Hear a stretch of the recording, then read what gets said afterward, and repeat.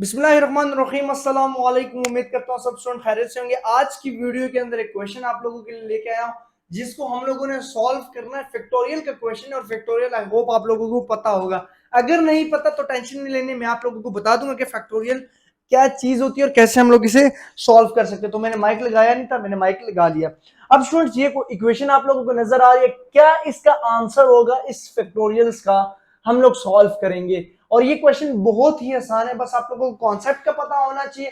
अगर कॉन्सेप्ट के बारे में पता है तो आप लोग इसको इजीली सॉल्व कर पाएंगे। देखिए, मैथमेटिक्स बहुत ही आसान सब्जेक्ट है। अगर हमें रूल्स का पता हो, हमें फॉर्मूलाज का पता हो, हमें मेथड का पता हो, हमें कैलकुलेशन का पता हो, सो मैथ से इजी सब्जेक्ट और कोई है ही नहीं। देखिए, मैथमेटिक्स जो है ना, कैलकुलेशन का नाम सिर्फ नहीं है, मैथमेटिक्स आइडियाज भी हमारे पास। इसके अंदर जब जो इंसान मैथ्स पढ़ता है ना, उसका जहन खुलता है, ये बात याद रखिएगा। सो कोशिश करें कि मैथमेटिक्स के स्टूडेंट बने, मैथमेटिक्स के सब्जेक्ट के स्टूडेंट बने, तो जिंदगी के अंदर कोई नया ट्विस्ट आएगा तो मजा आता है। अब ये इक्वेशन है, इस इक्वेशन को सॉल्व करना और मैं आप लोगों को सिखाऊंगा कि कैसे इसे सॉल्व करते हैं। तो हम लोगों ने सबसे पहले फैक्टोरियल को पहचानना है कि फैक्टोरियल क्या चीज होती है और हम लोग फैक्टोरियल कैसे सॉल्व करते हैं। देखिए, ये जो साइन है, ये फैक्टोरियल को जाहिर करता है। किस चीज को? फैक्टोरियल को। अब क्या चीज फैक्टोरियल होती है? What is factorial? सो इसके बारे में आप लोगों को जानना चाहिए। देखिए, फैक्टोरियल का लफ्ज तब यूज होता है जब हमारे पास कोई नंबर मुसलसल चलता जा रहा है। अब चलता कैसे जा रहा है? आप कहेंगे सर 1 2 3 4 5 6 7, हाँ इसी तरह नंबर चले, बट वो आपस में मल्टीप्लाई हो रहे हो, सो हम लोग लास्ट में फैक्टोरियल लगा लेंगे। फॉर एग्जांपल मैं कहता हूँ 1 multiply by 2 multiply by 3 multiply by 4 multiply by 5 multiply by 6 multiply by 7 multiply by 8, और ये सो ऑन चलते चलते 100 तक जा रहा है। लेकिन इतने ज्यादा नंबर मैं लिख तो नहीं पाऊंगा, क्योंकि 9 के बाद 10, फिर 10 के बाद डिजिट दो हो जाएंगे। तो इसी तरह ये फिर हम लोग क्या करेंगे, हम सिर्फ इसको 100 फैक्टोरियल लिख लेंगे। इट्स मीन कि 100 से पीछे जितने नंबर्स हैं वो सारे आपस में मल्टीप्लाई हो रहे हैं। ठीक है, और ये हमारे पास जैसे 1000 फैक्टोरियल हो गया, जैसे 101010 फैक्टोरियल हो गया, तो इसके पीछे सारे नंबर्स आपके पास काउंट होते जाएंगे। सो फैक्टोरियल का कॉन्सेप्ट आई होप आप लोगों को समझ आ चुका होगा कि कैसे हम लोग फैक्टोरियल को लिखते हैं, क्यों हम फैक्टोरियल यूज करते हैं। तो फैक्टोरियल का मकसद क्या होता है कि हमारे पास उससे पीछे सारे नंबर यूज हो रहे हैं। अब जैसे यहाँ पे 6 फैक्टोरियल है, इट्स मीन 6 फैक्टोरियल का आंसर आपको पता है क्या आएगा? देखिए, 6 multiply by 5 multiply by 4 multiply by 3 multiply by 2 multiply by 1, ये इसका फाइनल आंसर है। 6 फैक्टोरियल को हम लोग, हमारे पास 6 फैक्टोरियल इसके बराबर है। ठीक हो गया। अब इसका जो फाइनल आंसर आएगा वो मेरे ख्याल में 720 आ रहा है। सो आप लोग कैलकुलेटर यूज किया करेंगे, ठीक है, क्योंकि फैक्टोरियल लंबी होती है तो इतनी जल्दी कैलकुलेशन होती नहीं है।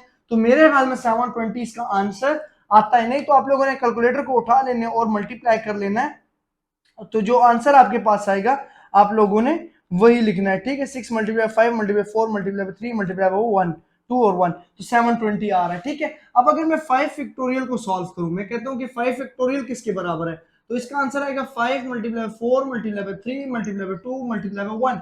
तो इसका जो फाइनल आंसर आ रहा है वो आएगा 5 मल्टीप्लाई 4 मल्टीप्लाई 3 मल्टीप्लाई 2 मल्टीप्लाई 1, तो आ रहा है 120 आ रहा है। ठीक है, अब अगर मैं 4 फैक्टोरियल को सॉल्व करूं, तो 4 फैक्टोरियल मेरे पास क्या है, 4 multiply by 3 multiply by 2 multiply by 1, तो ये आएगा 4 3 12 12 2 24, सो 24 आ रहा है। अगर मैं 3 फैक्टोरियल को सॉल्व करूं तो 3 मल्टीप्लाई बाय 2 मल्टीप्लाई बाय 1, तो ये आ रहा है 6। अगर मैं 2 फैक्टोरियल को सॉल्व करूंगा तो 2 मल्टीप्लाई बाय 1, तो इसका आंसर क्या आ रहा है 2। अगर मैं 1 फैक्टोरियल को सॉल्व करूंगा तो 1 फैक्टोरियल 1 ही होता है, तो हमारे पास उसका आंसर 1 ही आ जाएगा। सो ये था हमारे पास फैक्टोरियल के एक छोटे से कॉन्सेप्ट, जिसके अंदर हम लोगों ने सबसे पहले फैक्टोरियल्स की वैल्यू को फाइंड आउट कर लिया। अब ये जो वैल्यूज है ये ना हम ऑटोमेटिकली यहाँ पे डायरेक्ट पुट कर सकते हैं कि 6 factorial is equal to this and 5 factorial is equal to this, and जो इसलिए मैंने इसको स्टार्टिंग में सॉल्व कर दिया। ठीक है, 6 फैक्टोरियल की वैल्यू को।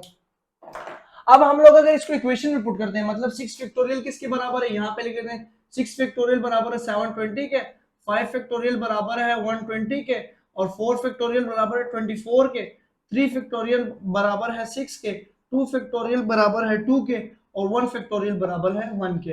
ठीक है, तो ये वैल्यूज मैंने अपने पास नोट कर लिया और आप इक्वेशन के अंदर भी इसको सॉल्व कर सकते हैं। ठीक है, तो ये चीज समझ आ रही है। अब हम लोगों ने चूंकि इसका फाइनल आंसर फाइंड आउट करना है, तो फैक्टोरियल का तो आप लोगों को इजीली समझ आ चुका होगा। अब आपके पास जिस तरह का मर्जी क्वेश्चन आप लोग सॉल्व कर सकते हैं, यहाँ पे जो मर्जी वैल्यू।